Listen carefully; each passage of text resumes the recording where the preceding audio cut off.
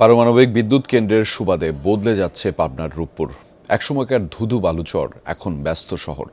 সব ক্ষেত্রে পরিবর্তন এসেছে এই অঞ্চলের মানুষের মাঝে। সৃষ্টি হয়েছে নতুন নতুন কর্মসংস্থান। এক কথায় বদলে যেতে শুরু করেছে চিত্র। ভোগান্তি ভুলে চলে আসুন রিগালে। ওয়ারেন্টি সহ স্টাইলিশ কালেকশন নিয়ে রেডি রিগাল ফার্নিচার। রূপপুরে যেখানে একসময় ছিল ধুধু বালুচর, মাঠের মধ্যে ছিল ছোট্ট এক প্রাচীর স্থাপনা, সেখানে এখন হাজারো মানুষের পদচারণা। রূপপুর পারমাণবিক বিদ্যুৎ কেন্দ্র স্থাপনের পর যা এখন ব্যস্ততম নগরী।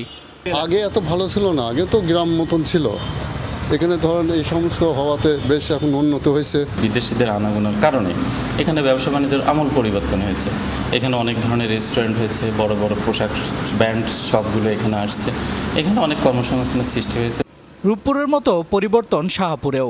আগে যেখানে ছিল ঘন জঙ্গল, বন্যপ্রাণীর বসবাস, সেখানে এখন গড়ে উঠেছে আধুনিক মার্কেট, অসংখ্য রেস্তোরাঁ, ফ্যাশন হাউস সহ বেশ কিছু ব্যবসা প্রতিষ্ঠান, যাদের নামও আবার রুশ ভাষায়। প্রায় 5,000 রাশিয়ানের কল্যাণে আধুনিক গ্রিন সিটি এখন যেন রুশপল্লী।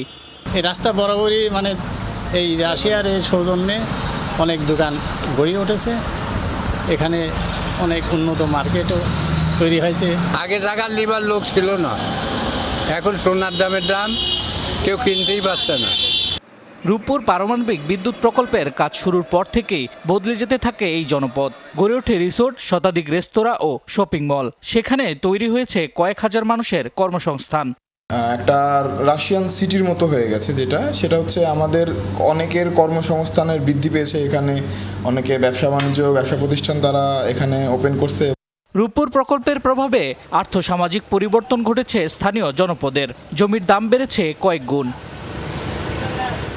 শামস তাবরিজ উচ্ছ্বাস, যমুনা নিউজ।